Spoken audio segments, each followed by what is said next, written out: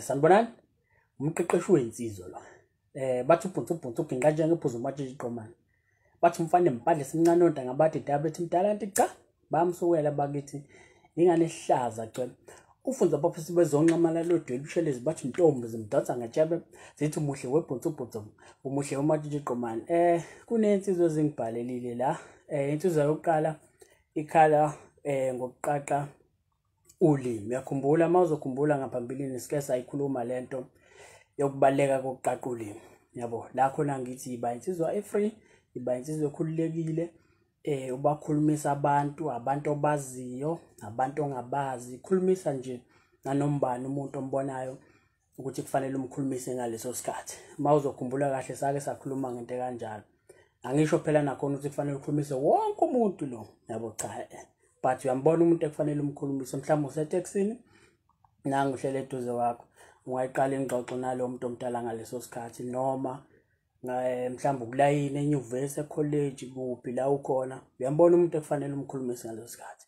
Sayikhuluma indaba yani yokuqaqa Ulimu and ibaluleke ngendlela esimanga nami kohlezi ngiyikhuluma leyo nto ukuthi ibaluleke kanjani ngoba iyona ndlela ezokwenza ukuthi wenze njani uthola intombi uyithola kanjalo mangabe uyinsizwa engaliqaqa Ulimu ngeke uzuyithola intombi kuzoba nzima yabo. So ke ngithi ke khulumisa umuntu omjwayele ukhulumisa umuntu onjani ongamjwayele. So ngokwenza njalo iyakusiza leyo nto yabo. So nakhona angifuni ukuthi mangabe usuya kumuntu mhlamba ke sithi intombazane oyijwayele bese uyafika ake ngithi nje intombazane oyifunayo bese uyafika uyadideka manje awusazi ukuthi uzothini. So ngasho ngathi kuwena futhi sisusa lento ekhande ukuthi uyoyishela intombazane yabo. Mawuzoza kanjalo uzoba nenkinga ngoba uzocabanga ukuthi ha Nkosi yami izowathatha amagama ukuthi ke manje ngimshela amagama acweciwe azomdida adideke aqome ngaleso sikhathi. Cha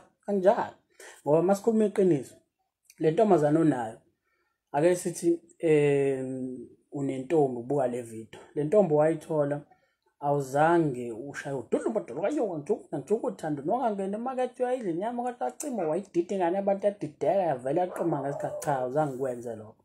Wakhuluma naye waba free waba insizwa ekhululekile sizwe ngabaxwayi abantu wakhuluma naye wathatha inamba wahlela nabonana kanjalo wagcina seyintombi yakho. So ungizwa ngikhuluma kanjalo ukuthi kunensizwa la engibhalelile ubhalile umfowethu wathi ke mqeqeshi mfowethu ngiyathemba uyaphila. Well ngiyaphila mfowethu ngithemba ukuthi nawe uyaphila. Uthi umfowethu ke ngibhekene nenkinga ndoda lana. Uma ngiya kwiThekeni engingayazi ngiphelelwa ngamazwi. Usho njalo mfowethu uthi uphelelwa amazwi. Uthi ke sengizamile ukukhulumisana nabantu engingabazi loqaqeka Ulimu kodwa kusafana. So wayivala lapho mfowethu. So lensizwa le angikholwa lento eshoyo ngoba yabona ngeke phela ufike ukhulumisa abantu abawu3 ongabazi abantu abawu5 ongabazi bese uthi hayi sengiliqaqile Ulimu sengiyakwazi sengibakhulumisile abantu engabazi yabo. So ukuqaqa Ulimu into ekufanele iphile ngaphakathi kwena into ekufanele uyijwayele fanele ukujwayela ukukhuluma. Ngeke ube umpetha ukukhuluma but uyazijwayeza ukukhuluma awusoze waba perfect yabo. Mangabe ujwayele ukukhuluma ukhulumisa intombazane echazayo ukhulumisa intombazane engachaza ake sithi uyikhulumiseleke leyo ntombazane engachaza akuphelelile amagama ngaleso sikhathi wakhuluma nayo wazifikela ayikho into eyakubamba wakhuluma nje nayo as much as ingachaza. Masuya kule kuchazayo inike ekudala ukuthi uthwale kanzima yabo. Once ayibamba lapho mfethu lento ilula ngendlela esimanga but abantu siyayicomplicate ngendlela esimanga yabo. Once ayibamba lapho ukuthi whether umuntu uyachaza noma akachaza abantu kufanele batreat ngendlela efanayo and umuntu ufanele ukwazi umbona ukuthi uyathanda ukuthi umkhulumise noma akathandi yabo. So kumsebenzi wakho ukuthi wenze njani ukubone lokho. So uma intombazane ichaza nakhona njengoba ngisusa lento ukuthi uyamshela mangabe uya kanjalo uzocabanga amagama kufanele washo bese uyadideka. So ukuqaqa Ulimu akuphile akunento engiphazamisayo bona. Ukuqaqa Ulimu akuphile ngaphakathi kwena. Ngeke ukhulumisa abantu abawu3 abantu abawu5 bese uthi hayi sengiliqaqile Ulimu yabo. kodwa manje usaphelelwa amagama kufanele kube into ekuphelelayo. Ngasho ngathi kuwena kufanele ufunde ukwazi uanalyze isimo salowo muntu obhekene naye ngaleso sikhathi. Ake sithi mhlawumbe uhlangana naye emgaqweni, kufanele ufunde indlela agqoke ngayo, isimo, iweather, ukwazi uanalyze isimo, uqala ingxoxo mfethu akuyona into eyinkinga. Noma uhlangana naye, ake sithi mhlawumbe uhlangana naye ePick n Pay, mhlawumbe uthenga igrosa, naye uthenga igrosa, noma kusiphika isitolo esidayisa ukudla, yabo. Mhlawumbe uthenga ukudla, nangu uthenga ukudla la, mhlawumbe ubambe irice, nawe uzobamba irice. Ungavela ubabaze ngaphandle kokuthi umbingelele. Baze kwabiza ukudla, yabona kodwa because naye umuntu uzokwenza njani? Either uzokuvumela kule statement osishoyo, noma uzokwenza njani? Uzokuphikisa, noma mhlawumbe akutshela ukuthi hayi kungcono la, yazi lapha ave kubiza kunje yani. Mhlawumbe usungayinweba ingxoxo ngokuthini uthi yazi mhlawumbe sekuyisikhathi sokuthi sengabantu sizijwayeze ukwenza njani? Ukulima, yabo, ukutshala, sitshale nje izinto ezifana nemfino namazambane, lezo zinto akufanele umuntu engabe yazithenga. Ubona kanjani? And wena manje ngibona sengathi ingadi uyayithanda. Anginjalo.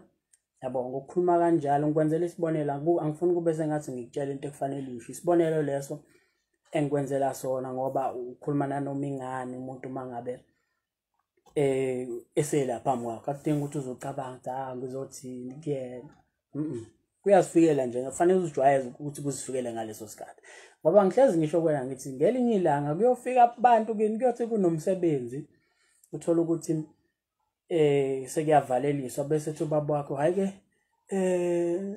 ndodana awushaya amazwi nje okubonga, uthi nje qaphu ubonge kugcwele akhethe wena ukuthi kube wena okhulumayo. But mangabe ungazijwayeza ukukhuluma uzoba nenkinga, uyosaba ume lapha ukhulume ungakhululeki, yabo. But mangabe upractice kancane ngalinye ilanga uyogcina usungeke ube perfect, but uyogcina usukwazi ukuthi ukwazi ukukhuluma nje ngaphandle ukuthi ube namagama owacremile ozofuna ukwasho kubantu ngaleso sikhathi. Kufanele ufune ukwazi uanalyze i-environment okuyona ngaleso sikhathi, yabo. So lensizwa le mayithi iliqaqile ulimi lwaqaqeka kodwa manje iphelelwa amazwi, ulimi kushuthi ayikaliqaqi ngendlela efanele, yabo. So insizwa yokuqala ke le. Okwesibili umfowethu ubhalile wathi ke sawubona mqeqeshi, konje yini okumele kuyenze uma intombazane ukubuza ukuthi uzoyenzani inamba?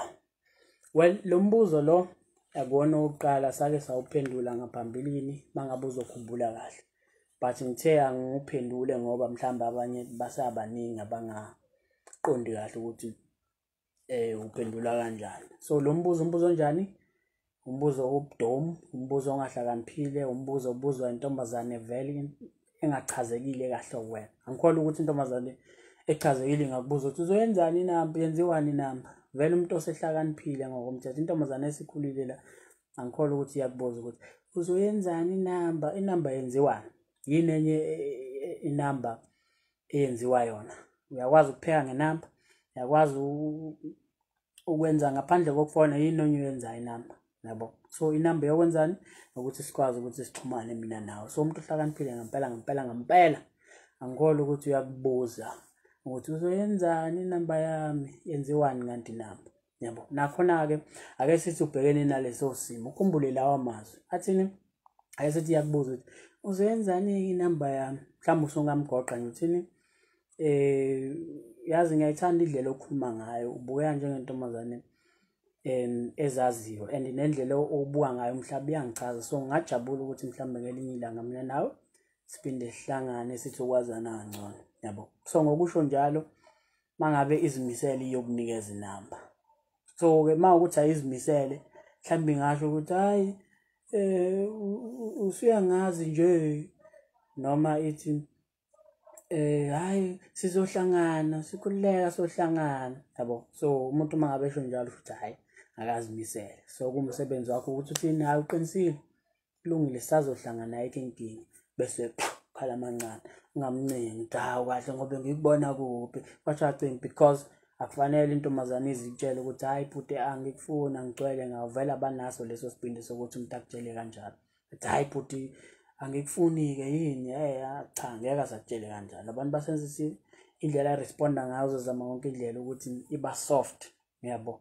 So umuntu uma ngabe esho njalo ethi uyangazi nje noma sophinde sihlangane ekhululeke, hayi vuma, hayi kulungile, ayikho inkinga sophinde sihlangane.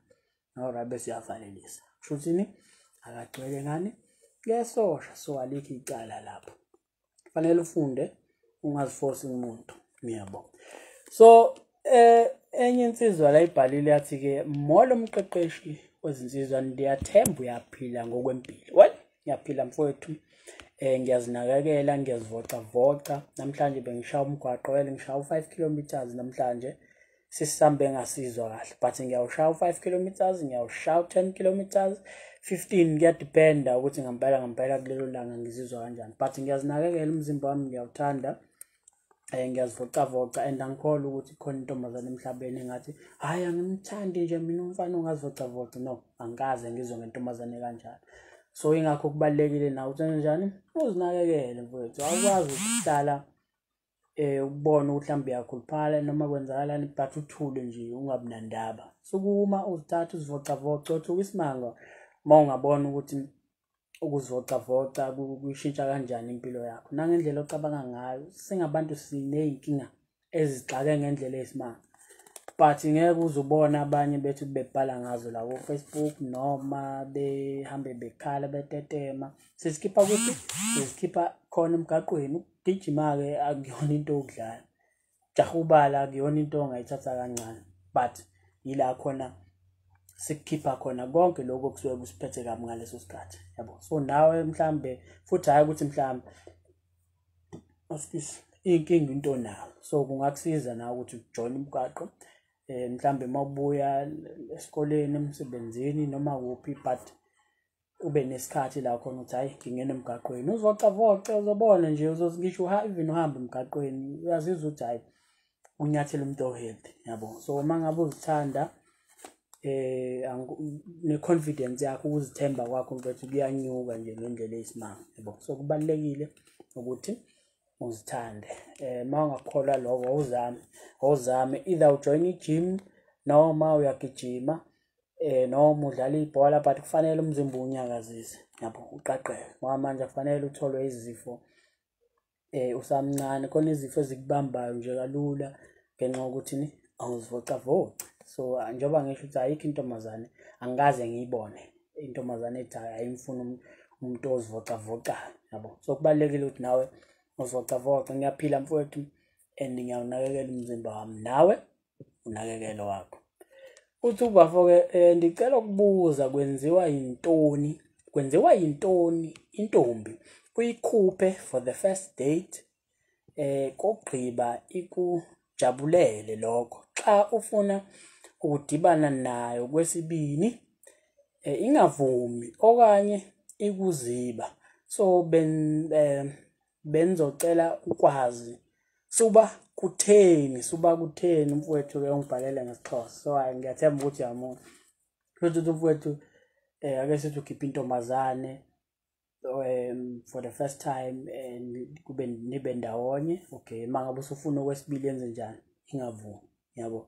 So kuningi mfowethu ongabangela lokho. Mhlambe angithi phela into ekufanele uyazi umuntu ukuthi uye naye kwi-date akusho ukuthi useyintombi yakho, yabo. So lapho kusuke kuyithuba lokuthi naye akubhekisise ukuthi uhlobo luni lomuntu lolu, ingabe indlela ubuka ngayo umhlaba uyamchaza yini, nisuke niyofundana kahle ukuthi uyisima kanjani, yabo. So kungenzeka mhlambe kade nindawonye awu ithuba ubungayiniki. Angiyazi labantu bayathanda ukukhuluma, yabo. So bona bayathanda abantu babhizi. Into ekufanele uyazi abantu babhizi nempilo zabo, bayishintsha impilo zabo, so bayathanda ukukhuluma ngezinto abazenzayo.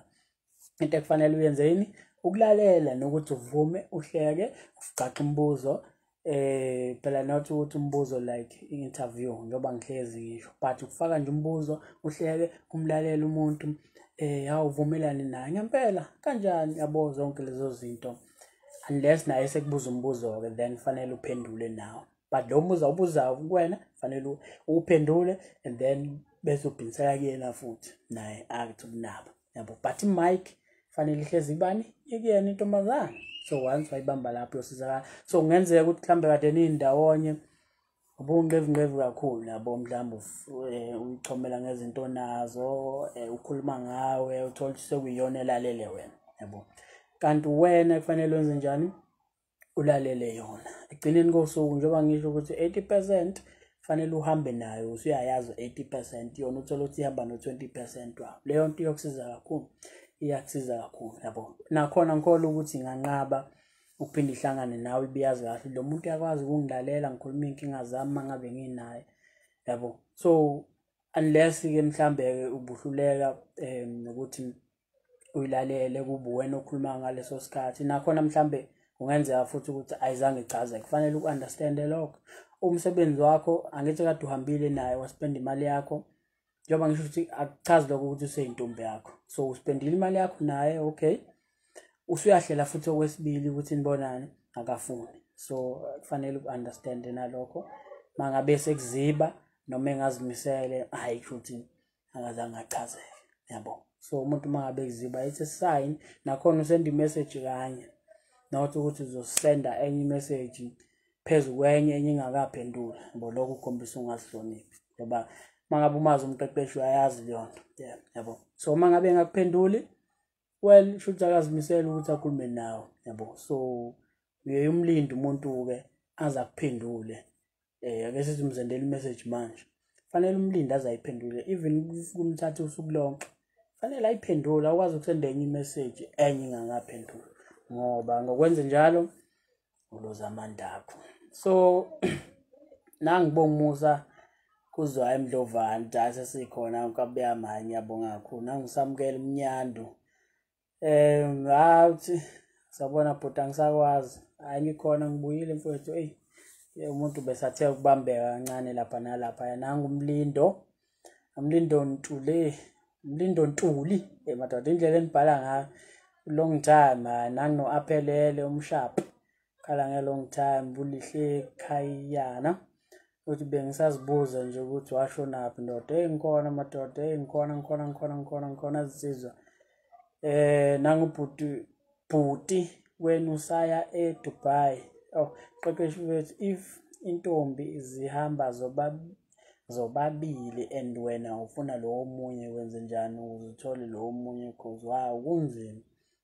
Angikholwa ukuthi leyo nto inzima ngaleyo ndlela mfethu, because ake sithi mhlambe uphambana nabo, uyambingelela, yababingelela bonke, and then usungamcela uxola umuntu ukukhuluma naye, noma uthi ucela ukubuza yabo, ucele yena yedwa eceleni yabo, umtshela ukuthi awuzobajoyina abangani bakho, ngicela ukukhuluma nawe kancane ngeke ngize kubambazela, and then ukhulumeke ofuna ukukhuluma. But kufanele uunderstand ngamantombazane mangabe emaningi endawonye, attitude enzima kakhulu yabo. So isikhathi esiningi laba abanye kube ibona abakucindezelayo bemhlohlo ukuthi hayi angami yabo yonke leyo nto. So akubi lula-ke isikhathi esiningi, but wenze njalo nje mfowethu, angikholwa ukuthi yonke iyona nto eyinkinga ngaleyo ndlela. Anginokabelo ukabelo ngiyambona lapha nonkosisanele sane matshitshi qomana nawo mfowethu. Nanginokubonisile mchunu xoxa ngisakhona esho ukuthi umuntu besihambile-ke bo. Nanginosikhona Ndlovu, bhuti wena usaya eDubai awukho wedwa lapho. Reply kwi-comment le. Okay, uthi unqonqo minister cabanga uthi wemqeqeshi kulezi insuku sezinakho ukuthi anginafoni, uphuma kanjani kuleyo situation? Angi-understand umbuzo wakho. Qeqeshi kulezi insuku sezinakho ukuthi anginafoni, uphuma kanjani? Ngabe ngihlala ngawa ngiqonde ngempela le mbuzo. So bekuyilokho nje bengithi ake ngithi umuntu seze wajuluka, and ngithemba ukuthi abantu khona bakufundile okuncane. Qaqa ulimi, zijwayeze ukukhuluma, ngoba kini ngelinye ilanga othi kugcwele abantu bese kuthiwa hayi sithembe wena, awuthi ukubeka amabili amathathu mhlawumbe usibongele noma usibingelelele noma wenzeni, but kugcwele abantu kodwa khonjwa bani? Khonjwa wena. So mangabe umuntu ozijwayeza ukukhuluma noku-analyze isimo kusona ngalezo sikhathi, ngosizakala kakhulu, ngeke uzompintsheke ngaleyo ndlela. So ngithemba ukuthi abantu khona bakufundile, sihlangane ngokuzayo. Sharp.